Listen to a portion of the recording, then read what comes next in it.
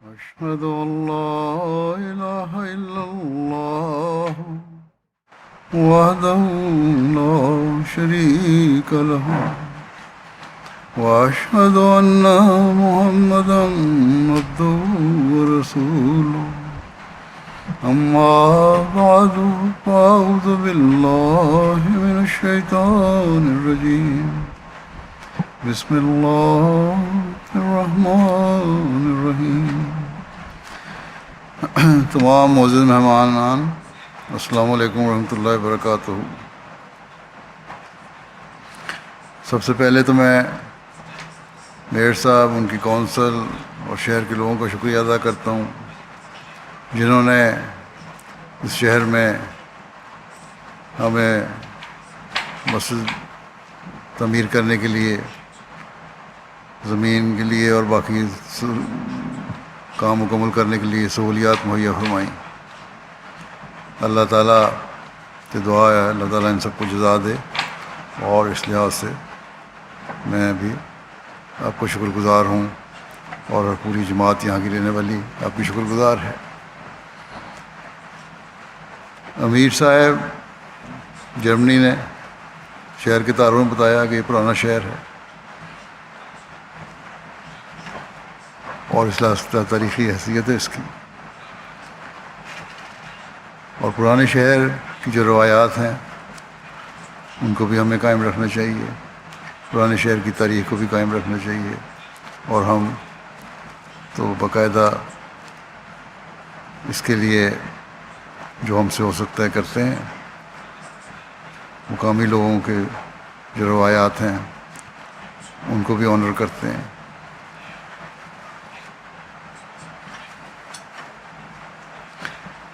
اس علاقے میں نے دیکھا ہے، یہاں بھی مسجد سے نکلتی ہے بلکہ سامنے کھیت نظر آتے ہیں، شہر کے ارد گرد سارا زرعی علاقہ ہے، اور زراعت کا انحصار پانی پر ہوتا ہے۔ اگر پانی نہ ہو، بارشیں نہ ہوں، تو خشک سالی ہو جائے تو فصلیں خراب ہو جاتی ہیں، ایسی حالت پیدا ہو جاتی ہے۔ اب ذرا سی گرمی یورپ میں پڑی ہے زیادہ تو بہت سارے ملکوں میں جنگلوں میں آگ لگ گئی۔ امریکہ میں تو ہر سال آگیں لگتی ہیں، کینیڈا میں بھی اس دفعہ بڑا وسیع پیمانے پر لگیں، یورپ میں بھی بعض ملکوں میں لگیں۔ تو ذرا سے موسم میں تبدیلی جو ہے وہ نہ صرف یہ کہ زراعت میں کمی پیدا ہو جاتی ہے، بلکہ جو آلریڈی جنگلات اور سبزہ ہے اس کو بھی نقصان پہنچاتی ہے، اور وہ آگوں سے ضائع ہو جاتے ہیں۔ بس زراعت کے لیے پانی ضروری ہے، اور وہ پانی جو آسمان سے اترتا ہے۔ اسی طرح ہم یہ بات یقین رکھتے ہیں، یہی مثال انسانوں کی روحانی زندگی میں ہے۔ اگر آسمان سے پانی نہ اترے تو روحیں جو ہیں وہ مردہ ہو جاتی ہیں۔ اس لیے اللہ تعالیٰ نے اپنا قانون قدرت یہ بنایا ہوا ہے کہ وقتاً فوقتاً قوموں میں انبیاء بھیجتا رہا جب سے کہ دنیا قائم ہے۔ یہ تاریخ جس کا ہمیں پتہ ہے، ہمارے آدم کی تاریخ قائم ہے، ہم یہی دیکھتے ہیں کہ اللہ تعالیٰ کی طرف سے لوگ آتے رہے جو روحانی پانی بھی ہمیں پہنچاتے رہے، اور اس کی وجہ سے قوموں میں روحانی زندگی بھی پیدا ہوتی رہی اور روحانی فصلیں بھی اگتی رہیں۔ بس اس لحاظ سے بھی ہمیں غور کرنا چاہیے کہ ہماری زندگیوں کا ایک مقصد ہے، اور ہم نے اگر زندہ رہنا ہے تو روحانیت کے لیے بھی زندہ رہنا ہے، اللہ تعالیٰ سے، اپنے پیدا کرنے والے سے تعلق میں بھی زندہ رہنا ہے، اور وہ اللہ جو ہمیں پیدا کرنے والا ہے وہ اس نے ہمیں اس طرف توجہ دلائی کہ میرے سے تعلق رکھنا ہے تو میری مخلوق سے بھی تعلق رکھو، ان کے بھی حق ادا کرو۔ بس جب ہم مسجد بناتے ہیں تو اس مقصد سے بناتے ہیں کہ جہاں ہم خدا تعالیٰ کی عبادت کرنے والے ہوں، اس کا حق ادا کرنے والے ہوں، اور جو روحانی پانی ہے اس سے فائدہ اٹھانے کے لیے دعا کرنے والے ہوں، وہاں بندوں کے حق بھی ادا کرنے والے ہوں۔ اور بندوں کے حق ادا کرنا اس لیے ضروری ہے، قرآن کریم میں بڑا واضح لکھا ہے کہ اگر تم لوگ ایک دوسرے کا حق ادا نہیں کرو گے، بندوں کے حقوق ادا نہیں کرو گے، یتیموں کے حق ادا نہیں کرو گے، ضرورت مندوں کے حق ادا نہیں کرو گے، تو یا مذہبی آزادی کے حقوق غصب کرو گے یا کسی بھی طرح کے حقوق غصب کرو گے، تو تمہاری نمازیں جو ہیں تم پر الٹا دی جائیں گی، ان کا کوئی فائدہ نہیں ہوگا، وہ قبول نہیں ہوں گی اللہ کے نزدیک۔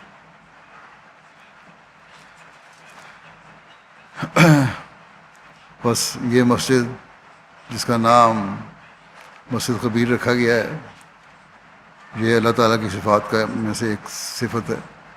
اللہ تعالیٰ ہمارے ہر عمل سے باخبر ہے، اس کو پتہ ہے کہ جو بھی ہم عبادت کرتے ہیں، جو بھی ہم کام کرتے ہیں، وہ کس نیت سے کر رہے ہیں، اس کے علم میں بھی ہے، اور اس کو خبر بھی ہے اس کی، اور پھر وہ جانتا ہے کہ اس کے نتائج پھر کیا ہوں گے۔ اس لیے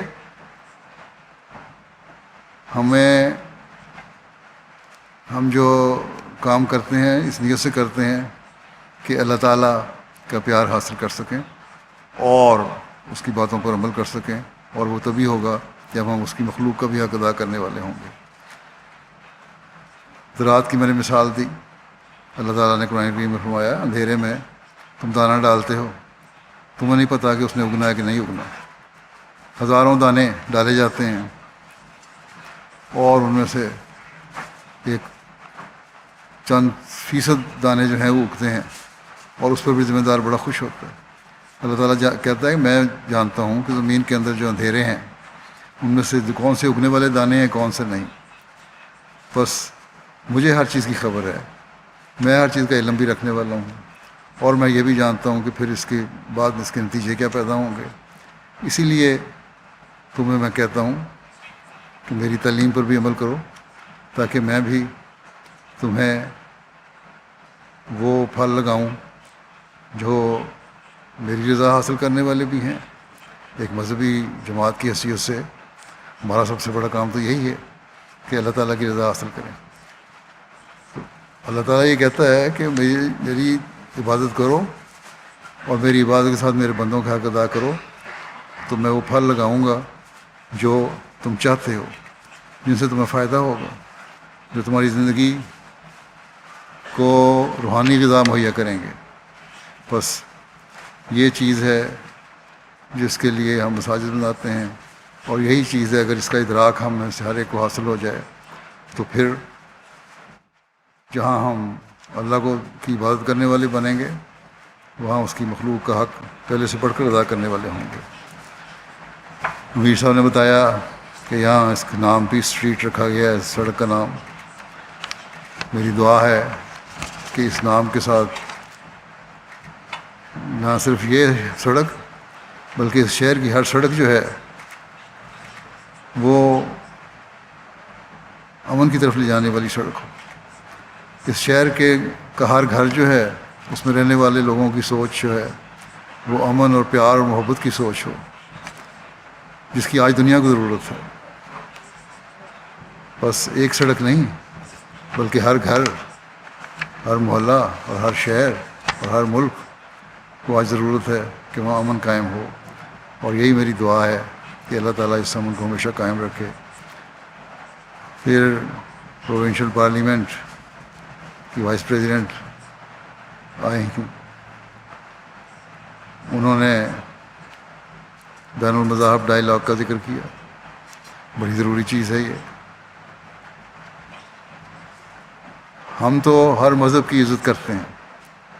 بانی جماعت احمدیہ نے اپنے زمانے میں ایک کانفرنس میں اپنا مضمون پڑھا جس میں ہر مذہب کے لوگ شامل تھے، اور ہر مذہب کے لوگوں نے، ماننے والوں نے اپنے مضمون پڑھے، اور انہوں نے یہ شرط رکھی تھی کہ تم لوگ یہ بین المذاہب کانفرنس اگر کرنی ہے تو ہر ایک اپنے مذہب کی خوبیاں تو بیان کرے، دوسرے مذہب کی برائیاں بیان نہیں کرنی، تبھی دنیا میں امن، سلامتی اور پیار قائم رہ سکتا ہے، اس کے بغیر نہیں۔ بس جہاں ہمیں یہ حق ہے کہ ہم مذہب کی خوبیاں بیان کریں، دوسروں کو بتائیں، وہاں ہمیں یہ حق نہیں کہ دوسرے مذہب کی برائیاں بیان کی جائیں اور ملک میں فساد پیدا کیا جائے۔ اور مساجد اسی کا ذریعہ ہے۔ ایک وقت تھا، روایات میں آتا ہے کہ بانی اسلام صلی اللہ علیہ وسلم، حضرت محمد رسول اللہ صلی اللہ علیہ وسلم کے زمانے میں نجران کے عیسائیوں کا ایک وفد آیا ان کو ملنے کے لیے۔ جب بات ہو رہی تھی مسجد نبوی میں بیٹھ کے، تو کچھ عرصے بعد انہیں کچھ تھوڑی سی بے چینی پیدا ہونی شروع ہوئی۔ تو حضرت صلی اللہ علیہ وسلم نے ان سے پوچھا کہ تم بے چین ہو، کیا وجہ ہے؟ انہوں نے کہا یہ ہماری عبادت کا وقت ہے اور ہم یہاں آپ کی مسجد میں بیٹھے ہیں، ہمیں سمجھ نہیں آ رہی کہ ہم کی عبادت کہاں کریں۔ آپ نے کہا ہم سب خدا واحد کو ماننے والے ہیں، قرآن شریف میں بھی یہی لکھا ہے کہ جو اہل کتاب ہیں ان کو کہہ دو کہ جو ہمارے میں مشترک چیز ہے اللہ تعالیٰ، اس کی طرف آؤ، اختلافات کو چھوڑ دو، تبھی بین المذاہب ڈائلاگ کامیاب ہوتے ہیں۔ اور جب اس کی طرف آؤ گے تو نفرتیں ختم ہو جائیں گی۔ بہرحال حضرت صلی اللہ علیہ وسلم نے ان کو کہا کہ بے چین ہونے کی ضرورت نہیں، تم مسجد نبوی میں بیٹھے ہو، یہیں تم عبادت کر لو، سب ایک خدا کو ماننے والے ہو تو یہاں عبادت کر لو۔ اور پھر انہوں نے اپنی عبادت کی۔ تو اس طرح نجران کے عیسائیوں کو بھی آپ نے اجازت دی اپنی مسجد میں عبادت کی۔ میئر صاحب نے آج ذکر کیا، یہ بھی بتایا کہ آج کے دن شاید میئر صاحب نے بتایا تھا کہ چرچ کا بھی افتتاح تھا کئی دہائیاں یا پتہ نہیں اس سے بھی زیادہ پہلے، اور آج وہی دن پیر کا دن ہے جس میں مسجد کا افتتاح ہو رہا ہے۔ تو یہ حسن اتفاق جو ہے یہ بھی ہمیں اس بات کی طرف بھی توجہ دلاتا ہے کہ ہم لوگ ایک ہو کر رہیں، مذہب کے ماننے والے کسی دوسرے مذہب کی توہین نہ کریں اور آپس میں محبت اور پیار سے رہیں۔ پہلے میئر کا بھی انہوں نے ذکر کیا، ان کا بھی، ان کے ذریعے سے میں ان کو شکریہ ادا کرتا ہوں جنہوں نے خاص تعاون کیا۔ ان کا بھی شکریہ میں پہلے بھی کر چکا ہوں کہ انہوں نے ہمیں یہاں مسجد بنانے کی اجازت دی۔ اور اسی طرح پیس اسٹریٹ کا نام کا ذکر کیا ہے انہوں نے، جس سے پہلے بھی میں ذکر کر چکا ہوں۔ پاکستان کے احمدیوں کے متعلق جذبات کا اظہار کیا، ہم ان کے بڑے ممنون ہیں کہ یہ وہ لوگ جن کو مذہبی آزادی جن کی چھینی جا رہی ہے، جن کو مذہبی روایات پر، مذہبی تعلیمات پر عمل کرنے کی اجازت نہیں، ان کو اس ملک میں اور اپنے شہر میں بسا رہے ہیں اور جگہ دے رہے ہیں، جس سے ایک یہ اظہار ہوتا ہے کہ ان کے دل واقعی کھلے ہیں اور یہ مذہبی آزادی پہ یقین رکھنے والے لوگ ہیں۔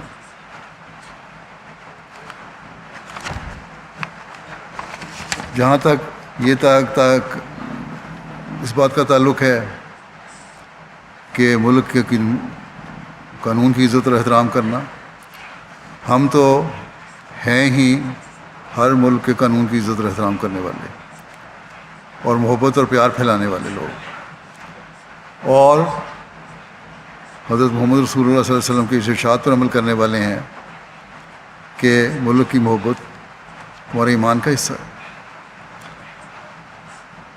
ملک کی عزت، ملک کی خدمت کرنا اور انسانیت کی عزت قائم کرنا ہمارا کام ہے۔ بس اس لحاظ سے میری بھی یہ دعا ہے کہ محبت کی فضا، اس کا اظہار میئر صاحب نے کیا، ہمیشہ قائم رہے اور اس چھوٹے سے شہر میں ہم آپس میں پیار اور محبت سے رہیں۔ پھر شہر کی انٹیگریشن کی نمائندہ حلیمہ صاحبہ تشریف لائیں، اللہ تعالیٰ کے فضل سے مسلمان ہیں،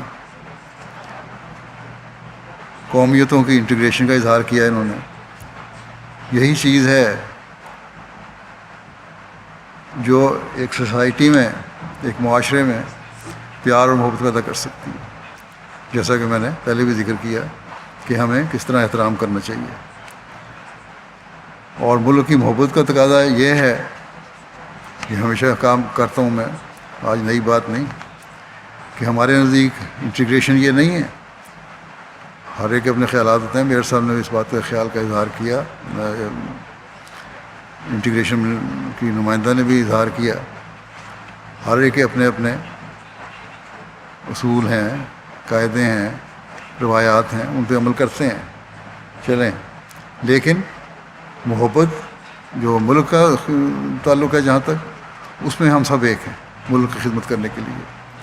اور میرے نزدیک ہمیشہ میں یہ کہتا ہوں، ملک سے انٹیگریشن کا مطلب یہ ہے اور ملک سے محبت کا مطلب یہ ہے کہ ملک کی خاطر خدمت کی جائے، اس کی ترقی کے لیے کوشش کی جائے، اس ملک میں امن اور بھائی چارے کی فضا پیدا کرنے کی کوشش کی جائے.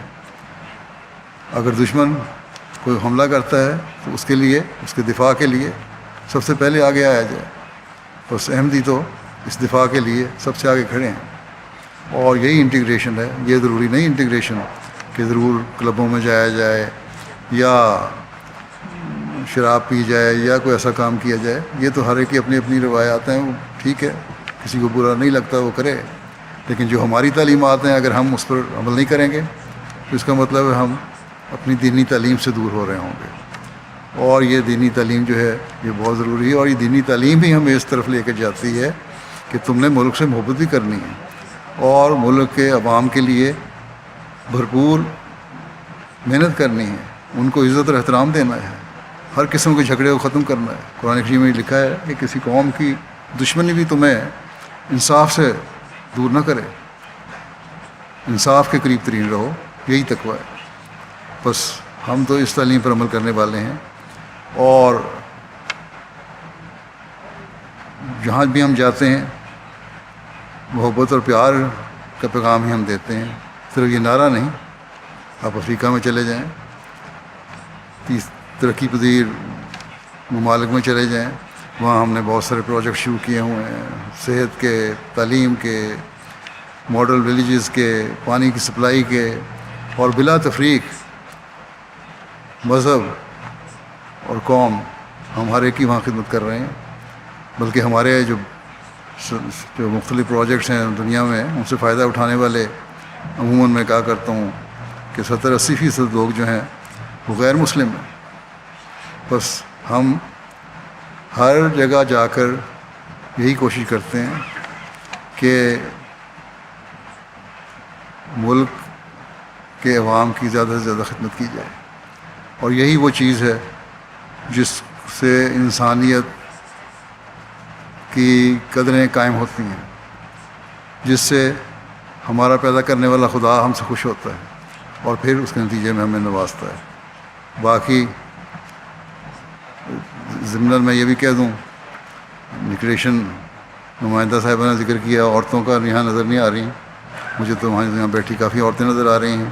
اور اگر ان کی مراد احمدی عورتوں سے ہے تو وہ قریب ہال میں بیٹھی ہوئی ہیں، وہ اپنے آپ کو زیادہ کمفرٹیبل محسوس کرتی ہیں. آپ خود جا کے ان سے پوچھ لیں کہ آیا وہ آزادی سے رہ کر کمفرٹیبل محسوس کر رہی ہیں یہاں مردوں میں بیٹھ کے.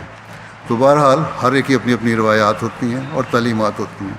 تو اگر ہم ان پہ چل رہے ہیں تو اس پہ کوئی اعتراض کی بات نہیں. ہاں، آزادی ہماری عورتوں کو ہے، ہماری عورتیں پڑھی لکھی ہیں، ہماری عورتیں ڈاکٹر ہیں، انجینئر ہیں، وکیل ہیں، ٹیچرز ہیں اور ہر جگہ کام کرنے والی ہیں. اپنے آرگنائز کرتے ہیں اجتماع اور انڈیپینڈنٹلی آرگنائز کرتی ہیں اور بعض دفعہ مردوں سے زیادہ اچھے آرگنائز کرتی ہیں. اس لیے ہمارے ہاں عورت کی آزادی کا جہاں تک سوال ہے وہ کھلی ہے. اور اسلام نے جہاں تک گھریلو عورت کا ذکر ہے وہاں بھی یہی فرمایا کہ اپنی عورتوں سے، اپنی بیویوں سے حسن سلوک کرو. تو یہ حسن سلوک اور عزت اور احترام ہے جو ہم ہر عورت کا کرتے ہیں. یہ نہیں ہے کہ ان کو ہم حقیر سمجھ کے ہم سے دور رکھا ہوا ہے، بلکہ ان کی آزادی وہ سمجھتی ہیں کہ بہتر ہے. اور اکثر جگہ سے مجھے تو یہی رپورٹ آتی ہے کہ ہم مذہب کے لحاظ سے عمل کرنے والی ہیں، اس لیے ہم سمجھتے ہیں کمفرٹیبل ہیں. باقی جہاں تک کسی پیشے کا تعلق ہے، پروفیشن کا تعلق ہے دنیا میں پھرنے کا تعلق ہے، کام کرنے کا تعلق ہے، بچوں کی تربیت کا تعلق ہے، وہ بہت ضروری ہے۔ بلکہ اسلام تو یہ کہتا ہے، آن رسول نے فرمایا کہ جس کی 3 بیٹیاں ہوں اور وہ ان کو اچھی تعلیم دے اور پروان چڑھائے تو وہ جنتی ہوگا، جنت میں جانے والا ہوگا۔ تو عورتوں کی تعلیم کے اوپر تو یہ اتنا زور ہے، اور یہ زور ہم دیتے ہیں اس لیے ہمارے معاشرے میں، احمدی معاشرے میں آپ دیکھ لیں، جائزہ لے لیں کہ عورتوں کی جو لٹریسی ریٹ ہے وہ مردوں سے زیادہ ہے۔ اعلیٰ کوالیفائڈ جو ہیں وہ عورتیں ہیں، مرد کم ہیں۔ اور یہی چیز اصل چیز ہے جو اگلی نسل کی تربیت کے لیے بھی ضروری ہے، اور مجھے امید ہے کہ انشاءاللہ تعالیٰ یہ قائم رہے گی، اور یہ مسجد جو ہے وہ اس شہر میں امن، پیار اور محبت کا ایک سمبل بن کے رہے گی، اور ہم انشاءاللہ تعالیٰ اس شہر کے لوگوں کی جس حد تک خدمت ہو سکے کریں گے۔ اور یہاں کے احمدیوں کو بھی میں کہتا ہوں کہ اب ان کی پہلے سے بڑھ کر ذمہ داری ہو گئی ہے کہ اس شہر کی خدمت کریں، اور اس مسجد کا حق ادا کرنے کے لیے ضروری ہے کہ یہاں کے لوگوں کا حق بھی ادا کریں اور آپس میں پیار اور محبت سے بھی رہیں۔ اللہ تعالیٰ ہمیں اس کی توفیق عطا فرمائے۔ شکریہ۔